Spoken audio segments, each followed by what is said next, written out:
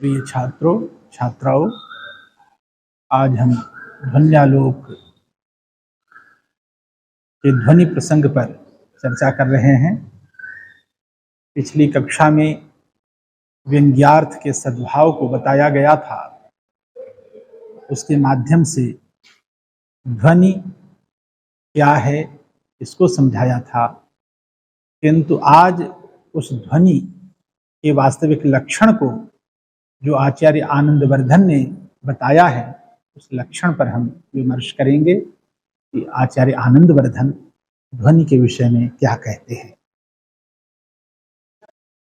यहाँ आचार्य कहते हैं कि एवं वाच्य व्यतिरेकिणो व्यंग्यस्यार्थस्य सद्भावं प्रतिपाद्य प्रकृत उपयोजयन्नाह।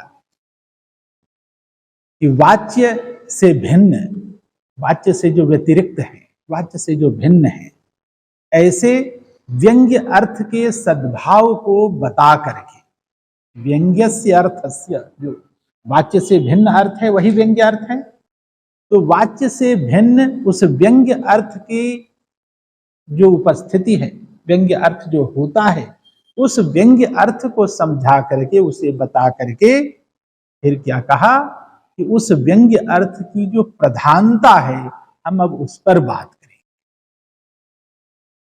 तो कहते हैं आचार्य कि यत्रार्थः शब्दो वा तमर्थमुपसर्जनीकृत स्वार्थौ व्यंग्यतः काव्य विशेषः स ध्वनिरिति सूरिभिः कथितः। कहा कि विद्वानों ने उसे ध्वनि कहा है, विद्वानों के द्वारा उसे ध्वनि कहा गया। कहा किसे? वह कौन ध्वनि, किसको हम कहेंगे, किस अवस्था में ध्वनि होगी? कहा यत्र, यत्र मतलब यस्मिन काव्य, जिस काव्य में, जहां अर्थः शब्दो वा, जहां अर्थ और शब्द अथवा शब्द, अर्थ अथवा शब्द, कहा तम अर्थम उपसर्जनीकृत स्वार्थ, कहा कि जहां अर्थ अपना उपसर्जन कर दे, अर्थात अपने अर्थ को मिटा दे, अर्थ अपने आप को मिटा दे, स्वस्वरूप को गंवा दे।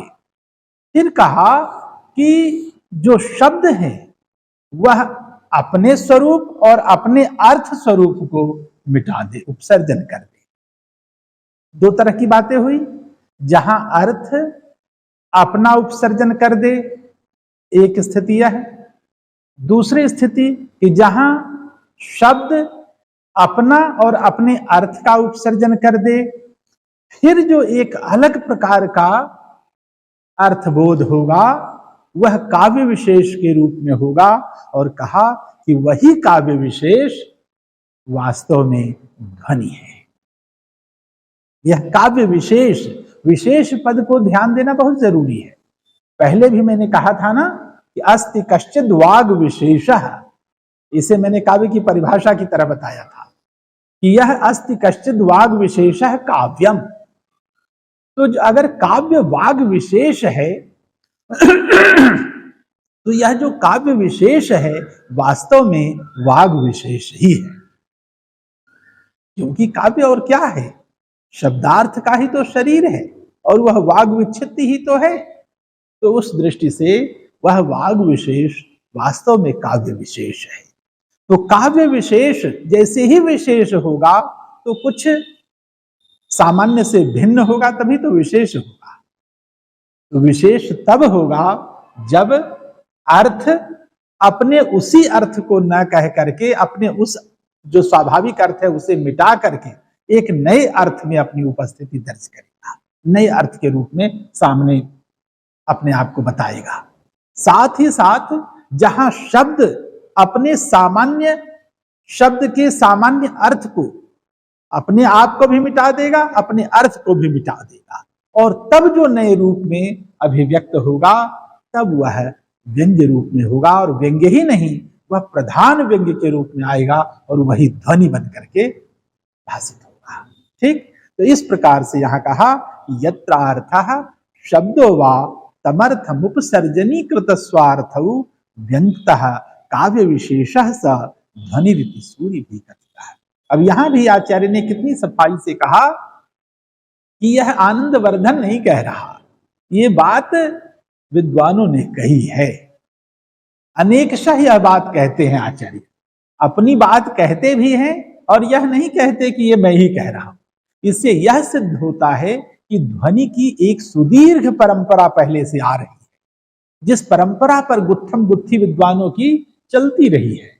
अलग अलग प्रकार से वहां पर पक्ष विपक्ष की बातें होती रही है, यह सिद्ध होता है इससे। और उस परंपरा में जो विद्वानों ने पक्ष की बात की है, उस पक्ष के विद्वानों की ओर संकेत करते हुए आचार्य आनंदवर्धन कहते हैं कि परंपरा में विद्वानों ने इस प्रकार की बातें की हैं।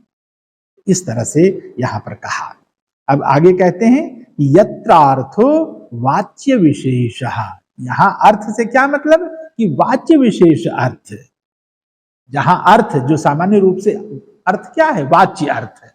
यहां तो प्रतीयमान अर्थ की बात, ध्वनि के साथ जहां भी बात जुड़ेगी वो प्रतीयमान अर्थ की बात जुड़ेगी, लेकिन सामान्य अर्थ जो है वह वाच्य अर्थ है।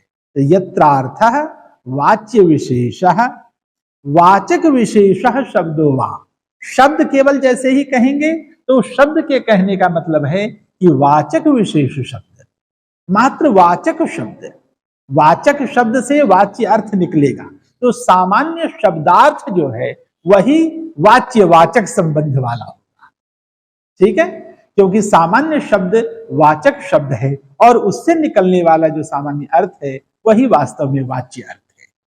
तो यह वाच्य वाचक संबंध से भिन्न व्यंग्य व्यंजक संबंध की बात जहां होगी वहां ध्वनि की बात होगी।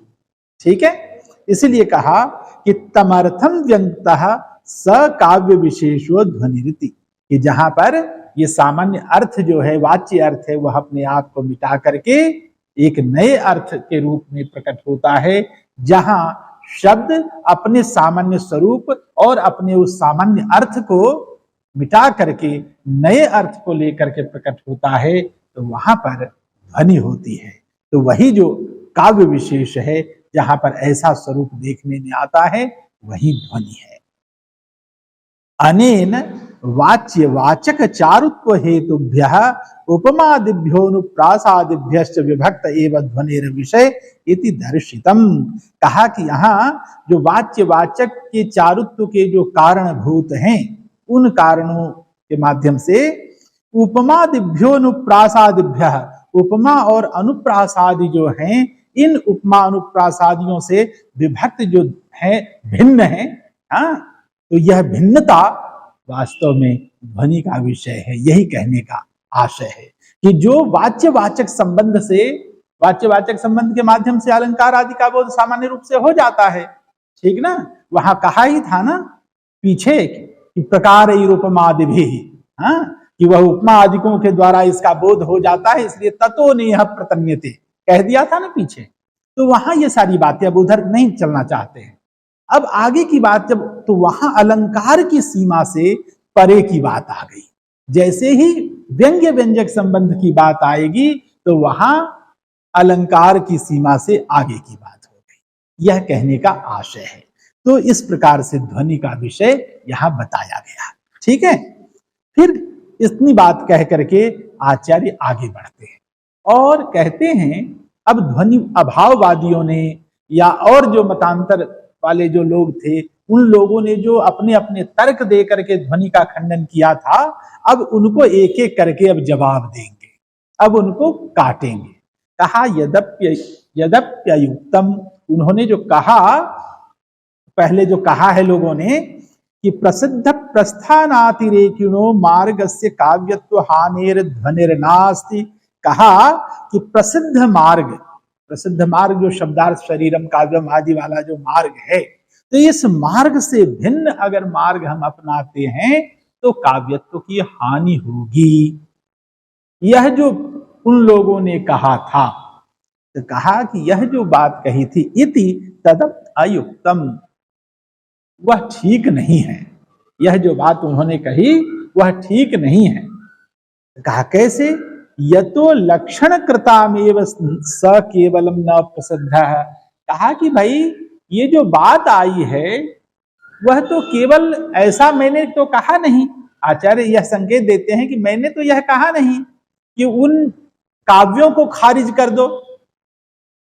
हमारा तो कहना केवल इतना है कि ये जो दोष रह गया है, ये जो छूटी है चीज, यह केवल लक्षण बनाने वालों से छूटी है, महाकवियों से वो चीजें नहीं छूटी।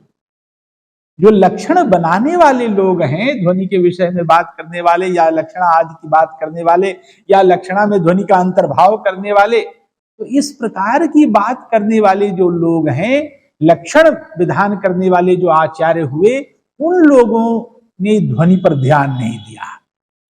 ठीक, कवियों से कोई चूक नहीं। लक्षण कृतामेव स केवलम न प्रसिद्ध, कहा कि केवल लक्षणकारों में वह प्रसिद्ध नहीं है, उन्हीं से यह चूक हुई। लक्ष्येतु परीक्षमाणे स एव सहृदय हृदयाह्लादकारी काव्य तत्वम। कहते हैं कि जब हम लक्ष्य ग्रंथ, जहां जिसके आधार पर लक्षण बनाए गए, तो वास्तव में जब हम अगर रामायण महाभारत मूल ग्रंथ आदि को लेकर के, कालिदास आदि के ग्रंथ को लेकर के अगर लक्षण बनाए गए, तो उनसे लक्षण बनाने में चूक हुई, उन कवियों से चूक नहीं हुई थी। क्योंकि जब हम उनके काव्य का परीक्षण करते हैं, तो वहां तो हम वास्तव में पाते हैं कि ध्वनि की जो चीजें हैं वो हैं, वहां तो हैं। तो इसलिए कहा कि लक्ष्य तो परीक्षमाणे, लक्ष्य के परीक्षण करने पर स एव सहृदय हृदयाह्लादकारी काव्य तत्व, कि वह जो ध्वनि है, वह जो विशेष तत्व है, वह वास्तव में सहृदय के हृदय को आनंद देने वाला काव्य तत्व ही है। तो वहां वह उपस्थित है, वहां कोई गड़बड़ी नहीं हुई।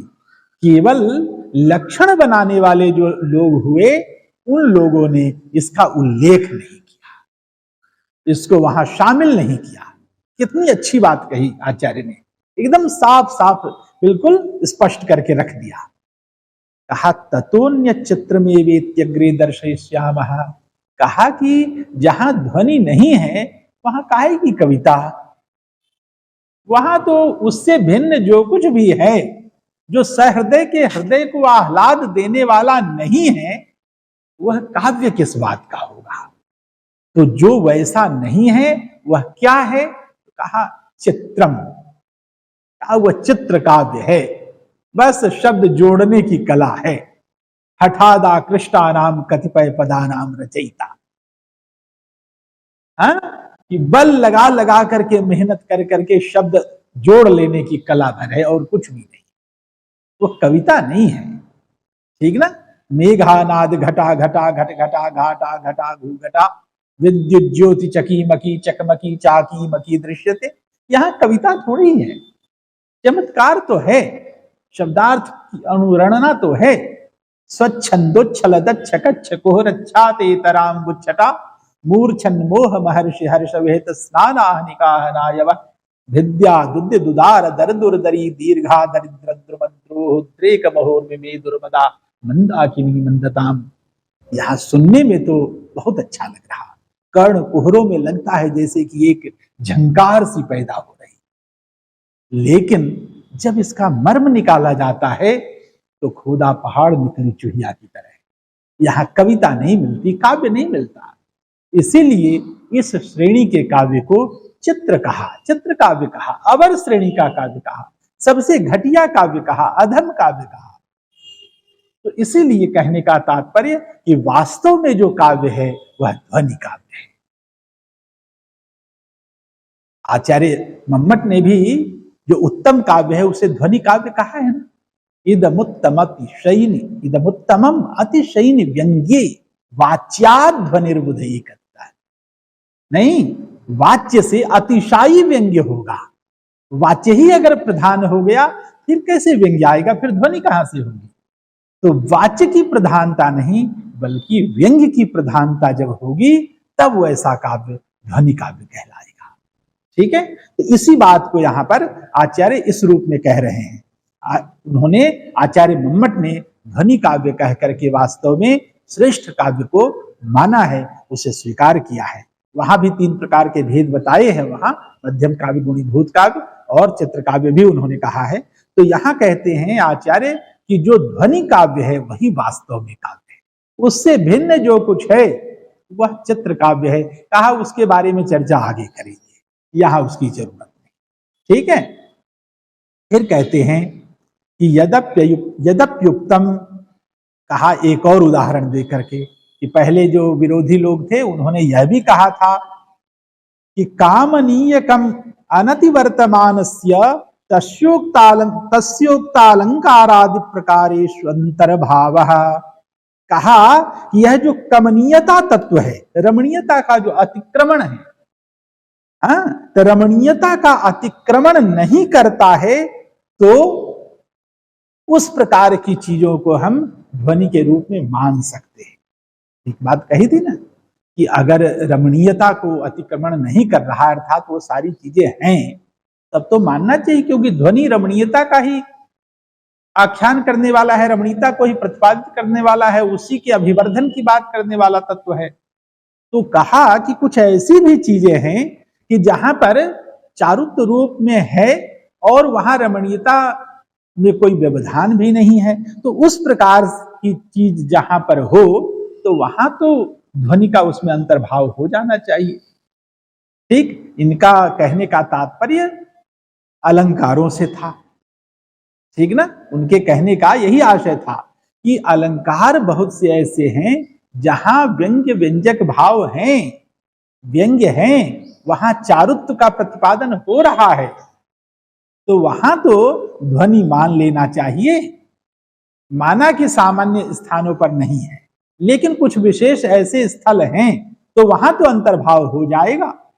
ध्वनि विरोधियों ने यहां बांधने की कोशिश की थी, तो उस दृष्टि से कहते हैं कि तदप्य समीचीनम। कहा नहीं भाई, वह भी गलत है, जो आप कहना चाह रहे हैं वो ठीक बात नहीं है। ठीक, कहा कि कैसे ठीक नहीं है, तो उसको समझाते हैं। कहा वाच्य वाचक मात्राश्रयणी प्रस्थाने व्यंग्य व्यंजक समाश्रयेण व्यवस्थितस्य ध्वनेः कथम अंतर्भावः। कहा कि वो जो जिसकी बात आप कह रहे हैं, अलंकार की बात, वहां तो शब्दार्थ के बीच व्यंग्य व्यंजक भाव नहीं है, वहां तो वाच्य वाचक है। तो अलंकार जहां भी होगा वहां शब्द और अर्थ के बीच वाच्य वाचक भाव है, वहां व्यंग्य व्यंजक नहीं है। तो इसलिए कहते हैं कि वाच्य वाचक मात्रा श्रेणी प्रस्थाने, वाच्य वाचक मात्र के आश्रय वाला जो वह प्रस्थान मार्ग है, प्रस्थान है, जो बताया हुआ रास्ता है, व्यंग्य व्यंजक समाश्रयेण व्यवस्थितस्य ध्वनेः कथम अंतर्भावः। अब दो स्थितियां हो गई है, अब दो बर्तन समझो। एक बर्तन ऐसा है जहां पर वाच्य वाचक भाव वाला है, हाँ, वो छोटा बर्तन है, और एक बर्तन ऐसा है जिसमें व्यंग्य व्यंजक भाव वाला है, जो व्यापक है, बड़ा है। तो ऐसी स्थिति में अगर कहे कि छोटे बर्तन में कोई बड़े बर्तन को समाहित कर दे, तो ऐसा संभव है क्या? नहीं ना। ऐसा हो सकता है क्या? कभी ऐसा हुआ कि छोटे बर्तन में किसी ने बड़े बर्तन को घुसा दिया हो? नहीं हो सकता ना। तो इस दृष्टि से कह रहे हैं आचार्य कि भाई वाच्य वाचक का आश्रय जहां है वह तो एक सीमा निर्धारित है, छोटा है, वह व्यापक नहीं है, उसकी बहुत दूर तक उपस्थिति नहीं है, उसकी गति सीमित है, उसे हम सीमा में बांध करके रखते हैं, उसमें ज्यादा गुंजाइश ही नहीं है कुछ। लेकिन जहां व्यंग्य व्यंजक होगा वह व्यापक होगा। व्यापक मतलब बड़ा है, विशाल है। तो जो छोटा है वह बड़े में तो समाहित हो सकता है। बड़े को कभी किसी ने देखा छोटे में समाहित होते क्या? ऐसा नहीं हो सकता। इसलिए कहा कि वाच्य वाचक मात्रा श्रेणी प्रस्थाने व्यंग्य व्यंजक समाश्रयेण व्यवस्थितस्य, व्यंग्य व्यंजक के माध्यम से व्यवस्थित जो ध्वनि है, उस ध्वनि का कैसे अंतर्भाव हो सकता है? अर्थात अंतर्भाव नहीं हो सकता। ध्वनि का अंतर्भाव, ध्वनि में बाकी का अंतर्भाव तो हो जाएगा, वाक्य जो वाच्य वाचक वाला है उसका अंतर्भाव हो जाएगा, लक्ष्य लक्षक का भी अंतर्भाव हो जाएगा, व्यंग्य व्यंजक में, लेकिन व्यंग्य व्यंजक का अंतर्भाव वाच्य वाचक में हो या लक्ष्य लक्षक में हो, यह कतई संभव नहीं है। यही कहने का यहां आशय है।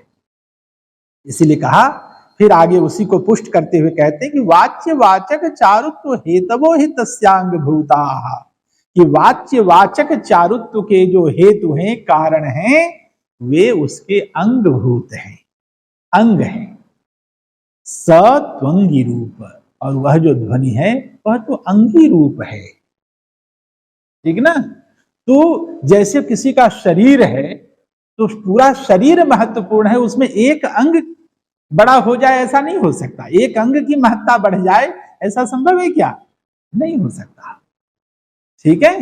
तो यही कहने का मतलब है कि जो संपूर्ण है वह महत्वपूर्ण है, अधूरा वाला ज्यादा बड़ा नहीं हो सकता, ठीक। इसे इस रूप में समझो, एक लौकिक दृष्टि से समझो, तब फिर इसका अर्थबोध होगा। तो कहा कि एवेति प्रतिपादयिष्यमाणत्वात्, कहा कि ये जो है इसका विशेष रूप से प्रतिपादन हम आगे करेंगे, अंग अंगी वाला जो स्वरूप है उसका प्रतिपादन आगे करेंगे। फिर कहा कि परिकर श्लोकश्चात्र, यहां पर एक परिकर श्लोक दिया जा रहा है बहुत सुंदर सा, इसी को बताने के लिए, ठीक ना। परिकर श्लोक जो होता है उसके बारे में बड़ा सुंदर यहां लिखा कि कारिका में अनुक्त परंतु अपेक्षित अर्थ को कहने वाला श्लोक परिकर श्लोक कहलाता है। कहने का मतलब यह है कि कारिका में वह बात नहीं कही गई, लेकिन समय पे कही जाने वाली है, वो जरूरी है कहना, अपेक्षित है, लेकिन वहां उसका संकेत नहीं है। तो इस प्रकार की बात को बताने वाला जो पद्य होता है वही परिकर श्लोक कहलाता है, ठीक। यहां पर बहुत सुंदर ढंग से इन्होंने बताया है। तो कहा कि कैसे परिकर श्लोक में कहा कि व्यंग्य व्यंजक संबंध निबंधनतया ध्वनेः वाच्य वाचक चारुत्व हेत्वन्तः पातिता कुतः। वही बात जो अभी मैंने कही कि जहां व्यंग्य व्यंजक संबंध के निबंधन से जो ध्वनि है उसमें क्या है, व्यंग्य व्यंजक संबंध का निबंधन होता है, वहां पर शब्द और अर्थ के बीच व्यंग्य व्यंजक संबंध के रूप में है वो गुथा हुआ है, ठीक ना, जहां ध्वनि है। लेकिन जहां सामान्य है वहां तो यह वाच्य वाचक रूप है, ठीक है। वहां पर वाच्य का अतिक्रमण नहीं हो रहा है, वाच्य अर्थ से अतिशायी जब व्यंग्य होगा तभी ना, ठीक है। वाच्य से अतिशायी होने पर ध्वनि है, तो वाच्य गौण हो गया, वाच्य की प्रधानता खत्म हो गई। वाच्य जब प्रधान नहीं रहेगा, व्यंग्य प्रधान होगा तब ध्वनि होगी। जहां वाच्य ही प्रधान हो गया, वाच्य से ही चमत्कार पैदा हो रहा, वहां ध्वनि की बात नहीं हो पाएगी। तो इसीलिए कहा कि वाच्य वाचक चारुत्व हेत्वन्तः पादिता कुतः। तो वाच्य वाचक चारुत्व के जो हेतु हैं उनमें उनका अंतःपात कैसे होगा, अर्थात ध्वनि को हम कैसे अलंकार में घटित करें, ठीक ना। अलंकार में हम ध्वनि का निपात नहीं कर सकते, उसमें वह अट नहीं सकती। उसी बात को जो हमने बर्तन वाला उदाहरण दिया, उस शैली को इन्होंने काव्यात्मक शैली में, शास्त्रीय शैली में इस तरह से बात कही, ठीक है, कि बड़े पात्र में हम छोटे पात्र को समा सकते हैं, लेकिन छोटे पात्र में बड़े पात्र को नहीं समाया जा सकता। तो व्यंग्य व्यंजक संबंध वाला जो ध्वनि रूप है उसको वाच्य वाचक संबंध वाले किसी भी स्वरूप में उसे हम अंतःपात नहीं कर सकते, उसे प्रविष्ट नहीं करा सकते। इसीलिए ध्वनि अलग चीज है, ध्वनि एक व्यापक है, वहां पर व्यंग्य व्यंजक भाव होना चाहिए और व्यंग्य अर्थ प्रधान होना चाहिए, तभी वहां ध्वनि होगी। यही कहने का मतलब है। अब फिर इसी को आगे बढ़ाते हुए आचार्य कहते हैं, ननु यत्र प्रतीयमानार्थस्य वैशद्येना प्रतीतिः। कहा कि कुछ लोग ऐसे भी कहते हैं कि ठीक है, जहां प्रतीयमान अर्थ है उस अर्थ की स्पष्ट रूप से प्रतीति नहीं होती, वहां पर यत्र प्रतीयमानार्थस्य, प्रतीयमान अर्थ का वैशद्येन अप्रतीतिः, स्पष्टता पूर्वक अप्रतीति है, ठीक ना, प्रतीत नहीं हो रहा, वहां पर क्या होगा, तो वह ध्वनि का विषय माना जाए कि नहीं माना जाए। कहा कि स नाम मा भू ध्वनिर विषय, वह ध्वनि का विषय नहीं होगा। ठीक, कहने का तात्पर्य यह हुआ कि प्रतीयमान अर्थ जहां पर स्पष्टता से प्रकट नहीं है, वहां पर ध्वनि की बात ही नहीं। जहां प्रतीयमान अर्थ नहीं, वहां व्यंग्य व्यंजक संबंध की कल्पना ही नहीं हो पाए। व्यंग्य व्यंजक की स्थिति में ही तो प्रतीयमान अर्थ की प्रतीति होगी। इसीलिए कहा कि जहां यह नहीं है, वहां वह ध्वनि का विषय ही नहीं। ठीक, यत्र तु प्रतीति रस्ति, जहां प्रतीति है, यथा समासोक्त्याक्षेपानुक्त निमित्त विशेषोक्ति पर्यायोक्ता पहनुति दीपक संकरालंकारादौ तत्र ध्वनिरंतर भावो भविष्यति। अब कहा, उन लोगों ने, लक्षणा वाले ने कहा था ना कि भाई ठीक है, मान लिया कि जहां पर प्रतीयमान अर्थ नहीं आ रहा है वहां तो ठीक है, कोई बात नहीं, नहीं मान। लेकिन जहां प्रतीयमान अर्थ है, जिस अलंकार में जहां पर व्यंग्य व्यंजक की उपस्थिति है, व्यंग्यार्थ की प्रतीति हो रही है, तो वहां तो मान लो ध्वनि। ठीक ना, कि जहां नहीं है वहां हम समझ लिए कि नहीं है, ठीक। लेकिन ऐसे भी तो अलंकार हैं जहां पर व्यंग्य की उपस्थिति होती है। तो जब व्यंग्य की उपस्थिति है, प्रतीयमानार्थ है, तो फिर उसे ध्वनि मानने में क्या दिक्कत है। तब इसको समझाते हुए आचार्य आनंदवर्धन कहते हैं कि भाई इति निराकर तुम अभिहितम, उसे निराकरण करते हुए उसे कहते हैं। कहा कि क्या, उपसर्जनी कृत स्वार्थौ इति। अब वो जो लक्षण में जो उन्होंने कह दिया कि यत्रार्थ शब्दो वा तमर्थम उपसर्जनी कृत स्वार्थौ, कहते हैं कि मैंने जो उपसर्जनी कृत स्वार्थौ कहा है, ये किस लिए कहा, ये समझो। ठीक, ये समझना जरूरी है। उपसर्जन होना जरूरी है वहां जहां शब्द अपने और अपने अर्थ को मिटाएगा, जहां अर्थ अपने को मिटाएगा, और तब एक नए रूप में जो अभिव्यक्ति होगी, तब वहां पर ध्वनि है।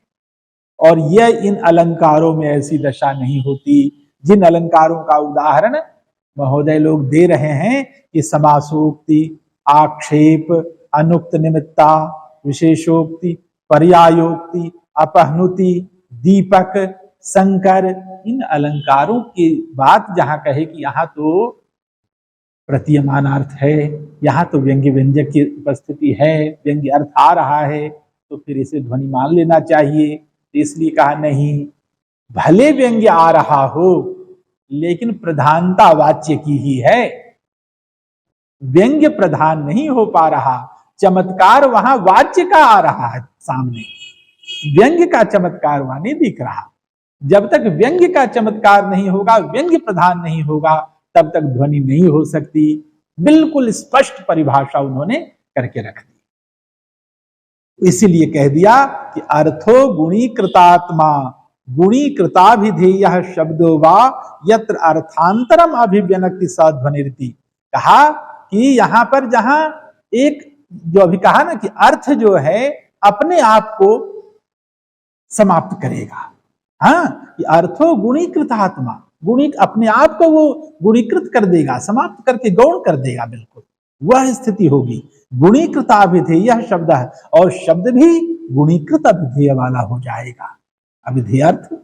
ठीक ना, तो इस प्रकार से जो स्थिति पैदा होगी जहां पर, तो वहां जो अर्थांतर से अभिव्यक्ति होगी एक विशेष प्रकार की अर्थांतर से, तो वह जो अभिव्यक्ति है वास्तव में वह ध्वनि है। तो यह बात कहते हुए उन्होंने पूर्ववर्ती आचार्य के मत को काट दिया, और इसीलिए कह दिया कि तेषु कथम तस्यांतर्भाव। कहा इसलिए वहां पर उनका अंतर्भाव उन अलंकारों में नहीं हो सकता, अर्थात ध्वनि का अंतर्भाव अलंकारों में संभव नहीं है। ठीक, फिर कहा कि क्यों, कि व्यंग्य प्राधान्य ही ध्वनि ही, क्योंकि वहां पर व्यंग्य प्रधान नहीं होता, और ध्वनि कहां होगी, जहां पर व्यंग्य प्रधान होगा। यह क्लियर सी बात उन्होंने कह दी, स्पष्ट है कि व्यंग्य होना मात्र आवश्यक नहीं है ध्वनि के लिए, व्यंग्य का प्रधान होना जरूरी है। यह स्पष्ट है, इसलिए यह तर्क ही नहीं होता कि यहां पर व्यंग्य है कि नहीं है। व्यंग्य है भी, लेकिन प्रधान नहीं है तो ध्वनि नहीं है। यह स्पष्ट सी बात है। न चैतत समासोक्त्यादि स्वस्ति, कि समासोक्ति आदि जो अलंकार हैं, इन अलंकारों में ऐसी दशा नहीं मिलती है, नहीं देखी जाती है इन अलंकारों में।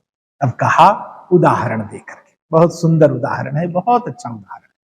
समासोक्तौ तावत्, अब समासोक्ति का जो उदाहरण है उसको बताते हुए यहां कहते हैं, उपोढ़ रागेण विलोल तारकम तथा गृहीतम शशिना निशामुखम यथा समस्तम तिमिरांशुकम तया पुरोपि रागात गलितम न लक्षितम। यह समासोक्ति अलंकार का उदाहरण है। अब समासोक्ति अलंकार किसको कहेंगे, यह थोड़ा सा जान लो। अब परिभाषा कहते हैं, भामह की परिभाषा है, यत्रोक्तौ गम्यतेन्यो थः तस्मात् तत्समानैर् विशेषणैः। यत्रोक्तौ गम्यतेन्योर्थस्तत्समानैर् विशेषणैः सा समासोक्ति रुदिता संक्षिप्तार्थतया बुधैः। कहा कि समान विशेषण होने चाहिए, ठीक ना। समानैर् विशेषणैः, जिस उक्ति में समान विशेषणों के कारण, समान विशेषणों के द्वारा, ठीक, कहा कि अर्थ का अवबोध होता है। विशेषण एक ही से रहेंगे, लेकिन वहां पर दो तरफ का अर्थ निकल रहा है। समान विशेषण है और उससे अर्थबोध हो रहा है, तो ऐसी स्थिति जहां होगी वहां समासोक्ति अलंकार है। ठीक, यही कहने का मतलब कि प्रकृत और अप्रकृत दोनों का वर्णन उसी विशेषण से हो जा रहा है। ठीक, अर्थात दो तरफ वह विशेषण काम कर रहा हो, दो दिशा में काम कर रहा हो। ठीक है, तो उस तरह की दशा जहां होगी उस दशा में समासोक्ति अलंकार है। तो कहा उदाहरण, अब देखो कैसे है। अब इसे देखो, संध्या का समय, हाँ, शाम का समय सभी देखते ही हो। कभी संध्या के समय में कहीं पर भी किसी जगह पर जाओ, खुली जगह पर, और वहां जाकर के खड़े हो, खास करके जब चांद के उगने वाला समय रहे, चांदनी का समय हो, तब ऐसे समय में। अब अंधेरा भी होने वाला है, हाँ, और सूरज डूब रहा है, शाम हो रही है। कैसा सुंदर हो रहा दृश्य हो रहा कि बीच में लाली सी भी छाई हुई है। एक झटके में कब लाली खत्म हो जाती है, अंधेरा आ जाता है, पता नहीं चलता। कभी इस दृश्य का आकलन करना, लगेगा कि अरे अभी तो शाम, ये रोशनी ही थी, वे देखते देखते बिल्कुल अंधेरा सा हो गया। उस दृश्य को कवि ने कितनी सुंदरता से बांधा है, इसे देखो। कहा उपोढ़ रागेण विलोल तारकम तथा गृहीतम शशिना निशामुखम। शशिना निशामुखम गृहीतम, शशि अर्थात चांद, चंद्रमा, चंद्रमा के द्वारा रात्रि का मुख चूम लिया गया। ठीक, अब कहा कि शशिना, इसका विशेषण क्या है, कैसा वह चांद है। कहा उपोढ़ रागे, जिसमें प्रेम भरा हुआ है, जिसके भीतर राग है।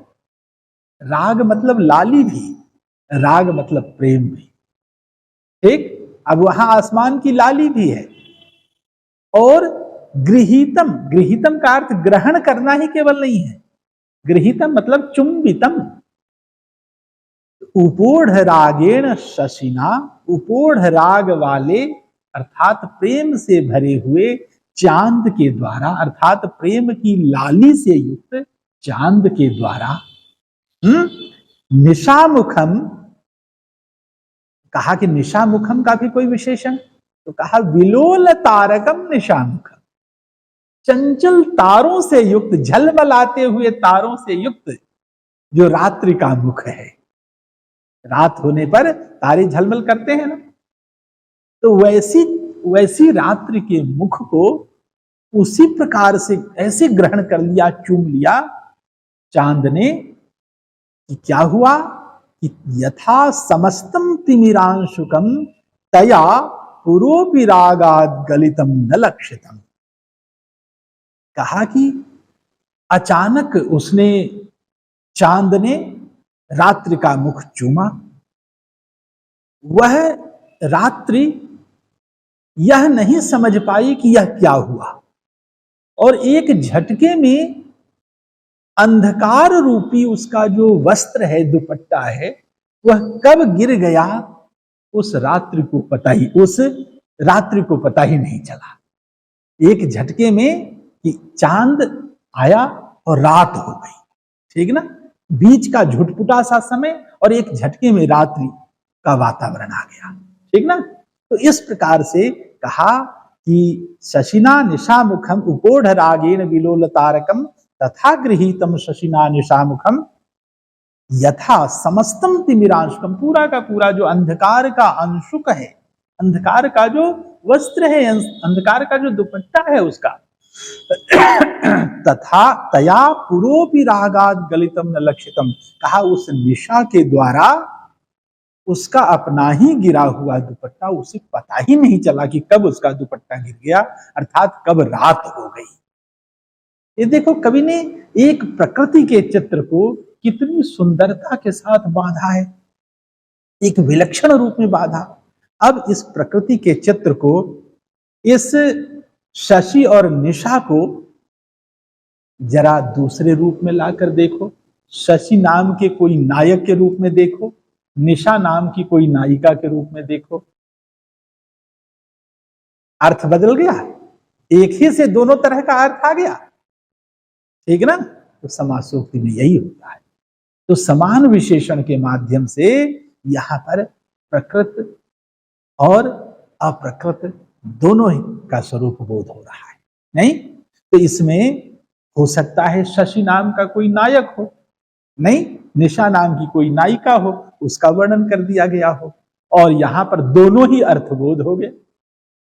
यहां दोनों प्रकार का अर्थबोध हुआ ना। तो इस प्रकार के जो चित्र हैं, अब बात आती है कि यहां पर तो बड़ा सुंदर ढंग से व्यंग्य आ रहा है, व्यंग्य व्यंजक हो रहा है, लेकिन कहा कि व्यंग्य व्यंजक भले आ रहा है, लेकिन प्रधान आनंद तो वाच्य वाला ही है। भले वहां पर शशि और निशा नायक नायिका की ओर संकेत भले कर दे, लेकिन वह लौकिक नायक नायिका का संकेत नहीं हो पा रहा। वह सौंदर्य वास्तव में जो प्राकृतिक शशि और निशा है, उसी पर वास्तव में घटता हुआ प्रतीत हो रहा है, और उसी में ज्यादा आनंद और आह्लाद उत्पन्न कर रहा है। तो इस प्रकार से यहां व्यंग्य प्रधान नहीं हो पाया, व्यंग्य वाच्य से अतिक्रामी नहीं हुआ, अतिशायी नहीं हुआ। और अगर वाच्य से अतिशायी नहीं हुआ तो प्रधान कैसे होगा, और प्रधान हुआ नहीं तो ध्वनि कैसे। इस दृष्टि से कहा कि यहां अलंकार ही तक रह गया, यह ध्वनि बनते बनते यहां पर एक ध्वनि हो नहीं पाई। ध्वनि का स्वरूप यहां पर आते आते एक स्थान पर, एक सीमा पर आकर के बस रुक गया, ठीक ना। इसीलिए यह बात यहां इन्होंने कही, यह अलंकार का ही स्वरूप है।